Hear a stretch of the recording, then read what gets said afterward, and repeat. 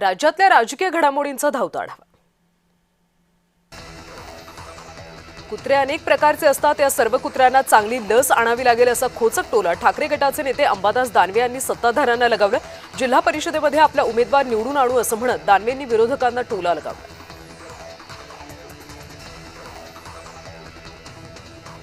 नितेश राणेंनी सार्वजनिकरित्या केलेल्या काही विधानांद्वारे मंत्रिपदाच्या घेतलेल्या शपथेचा भंग झाला असल्याबाबतची तक्रार ठाकरे गटाचे नेते अखिल चित्रेंनी राज्यपालांकडे केली। संविधानाचा संरक्षक या नात्याने आपण या प्रकरणाची तातडीने दखल घ्यावी आणि योग्य घटनात्मक हस्तक्षेप करावा अशी पत्रातून राज्यपालांकडे विनंती करण्यात आली। दिल्लीमध्ये हायकमांड सोबत बैठक झाल्यानंतर वडेट्टीवार गटाचे 19 नगरसेवक नागपुरात परतलेत। महिनाभरापासून सुरू असलेल्या वडेट्टीवार आणि धानोरकर यांच्या गटातल्या संघर्षावर तोडगा निघाल्याची माहिती। पाटण तालुक्यातल्या मुंद्रुकोळे जिल्हा परिषद गटामध्ये शिवसेनेने 22 वर्षीय मृणाल पाटील या महाविद्यालयीन युवतीला जिल्हा परिषदेची उमेदवारी दिली। गावगावच्या प्रचारामध्ये तिला मोठा प्रतिसाद मिळतो। शंभूराज देसाईंनी केलेल्या विकास कामांच्या जोरावर आपल्यासह पाटण तालुक्यातले सर्व उमेदवार निवडून येतील असा विश्वास मृणाल पाटील यांनी व्यक्त केला। परभणीमध्ये पिंगळी जिल्हा परिषद आणि पंचायत समिती उमेदवार मतदारांना प्रत्यक्ष भेटण्यावर जोर देतात। शिंदे गटाचे उमेदवार पूजा सावंत आणि पंचायत समिती गणाचे उमेदवार सविता गंधारे पिंगळी या पिंगळी गावामध्ये जाऊन मतदारांच्या घरोघरी प्रचार करतात। राष्ट्रवादी आणि शिवसेना एकत्र गटाचं घोंगडं अद्याप भिजतच पडलं। एकत्र गट स्थापन करण्यासंदर्भात राष्ट्रवादी आणि शिवसेनेचं अद्याप सूत जुळलेलं नाहीये। राष्ट्रवादी आणि शिवसेनेची बैठक निष्फळ ठरली। बुधवारी राष्ट्रवादी आणि शिवसेना एकत्र गट स्थापन करायचं की नाही त्याचा निर्णय होणार।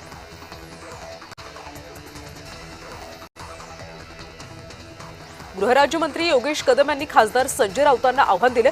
तुमच्याकडे काही पुरावे असतील तर ते समोर आणा, अशा पद्धतीने आरोप करणं आणि अशा दुर्घटनेचा आधार घेऊन राजकारण करणं यापेक्षा दुर्दैवी असू शकत नाही, अशी टीका कदम यांनी केली।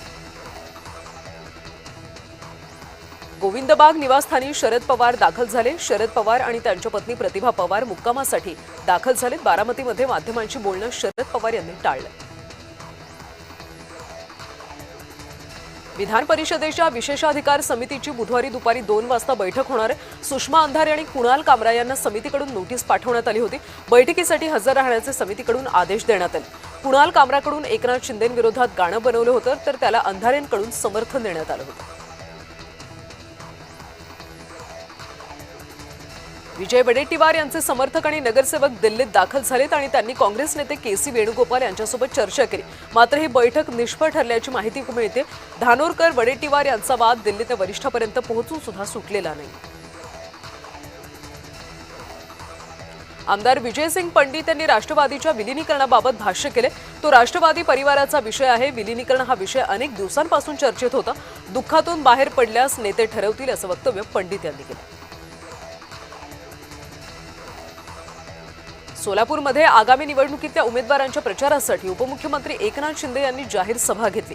दोन्ही शिवसेना आणि दोन्ही राष्ट्रवादी भाजपच्या विरोधात महाआघाडी करून लढतात। मात्र उपमुख्यमंत्री एकनाथ शिंदे यांच्या स्वागताच्या बॅनरमधून उद्धव ठाकरे यांचा फोटो गायब असल्यानं आघाडीबाबत चर्चा होती।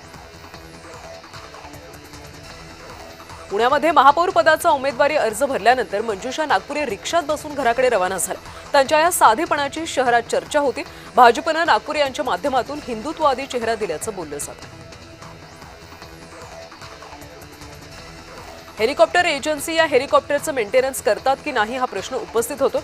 रिक्षासारखा वापर हेलिकॉप्टरचा होतो। याला सोडायचं त्याला सोडायचं, दुसरी ट्रिप तिसरी ट्रिप मारायची। पैसे कमवण्याच्या नादामध्ये अपघाताचं प्रमाण वाढलं असं विधान संजय शिरसाट यांनी केलं। मुंबईचा महापौर आणि उपमहापौर ठरवण्यासाठी मुख्यमंत्री देवेंद्र फडणवीस आणि उपमुख्यमंत्री एकनाथ शिंदे यांची बैठक होणार आहे। 7 तारखेला महापौर पदासाठी उमेदवारी अर्ज भरला जाण्याची शक्यता आहे, अशी सूत्रांची माहिती। सिंधुदुर्गमध्ये उपमुख्यमंत्री एकनाथ शिंदे यांची कुडाळ इथं प्रचार सभा झाली। या सभेसाठी उद्योगमंत्री उदय सामंत, पालकमंत्री नितेश राणे, आमदार दीपक केसरकर, आमदार निलेश राणेंसह इतरही अनेक जण उपस्थित होते। जिल्हा परिषद आणि पंचायत समिती निवडणुकीच्या प्रचारासाठी शिंदेंनी सभा घेतली।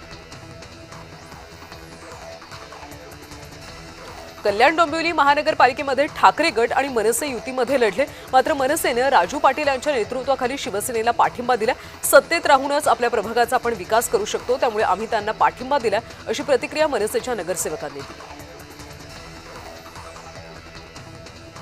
युती सरकारच्या काळामध्ये चांगले निर्णय घेतले। विधानसभेपूर्वी आम्ही एक योजना आणली, ती योजना लाडकी बहीण योजना, ती अजून सुरू आहे। त्यामुळे विरोधकांच्या भूलथापांवर विश्वास ठेवू नका।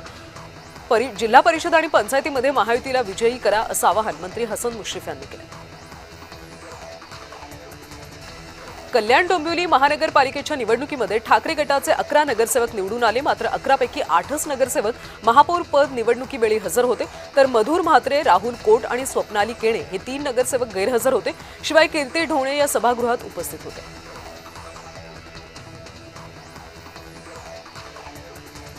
मुंबई आणि ठाणे या महापालिकेच्या निवडणुकीच्या विजयात कोकणचा वाटा मोठा आहे।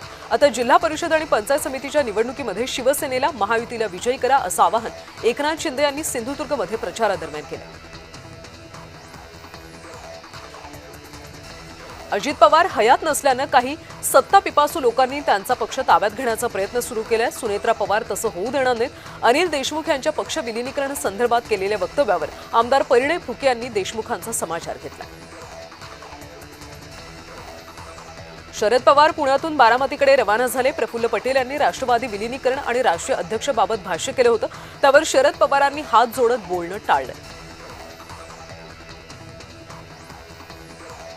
सिंधुदुर्गमध्ये नितेश राणे यांनी दिलेल्या धमकीनंतर ठाकरे गटाचे माजी आमदार वैभव नाईक यांनी उत्तर दिले। जनतेने या लोकांना वेळीच आवरावं असं आवाहन नाईक यांनी सामान्य जनतेला केलं। तसंच नितेश राणे विकास कामं करू नाहीत तर दमदाटी करून पैसे वाटून निवडणुका जिंकतायत असा आरोप सुद्धा वैभव नाईकांनी केला। सांगली पालिका निवडणुकीमध्ये प्रचारादरम्यान भाजप आणि राष्ट्रवादीमध्ये अनेक आरोप प्रत्यारोप झाले होते, पण ते फक्त प्रचारापुरतंच होतं। याबाबत अजित पवार यांच्यासोबत देखील चर्चा झाली होती असं चंद्रकांत पाटील यांनी विधान केलं। भाजपच्या नगरसेवकांची नोंदणी झाल्यानंतर शिवसेनेचे नगरसेवक नोंदणीसाठी महापालिकेत दाखल झाले। महापालिका सचिवांच्या दालनामध्ये प्रमाणपत्र देण्यासाठी गटनेता घोळेंच्या सोबत नगरसेवक सचिवांच्या दालनात दाखल झाले।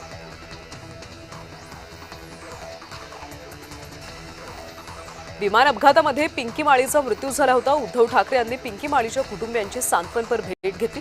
कुटुंबियांचं सांत्वन करत कुटुंबियांना त्यांनी आधार दिला। उल्हासनगर महापालिकेवर शिवसेना भाजपची संयुक्त सत्ता स्थापन झाली। उल्हासनगरच्या महापौरपदी अश्विनी निकम तर उपमहापौरपदी अमर लुंड यांची बिनविरोध निवड झाली। पुण्याच्या रांजणगाव कारेगाव जिल्हा परिषद गटामध्ये जावाजावांमध्ये संघर्ष पाहायला मिळतो।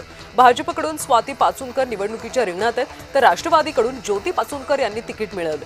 याबाबत भाजप नेते शेखर पाचुनकर यांनी मात्र कुटुंब विस्कटल्याची भावना व्यक्त केली। सोलापूरमधल्या राष्ट्रवादी भवनामध्ये अजित पवारांच्या अस्थिकलशाचं दर्शन घेण्यासाठी कार्यकर्त्यांनी मोठी गर्दी केली। मंत्री हसन मुश्रीफ यांनी हा अस्थिकलश सोलापुरात आणला।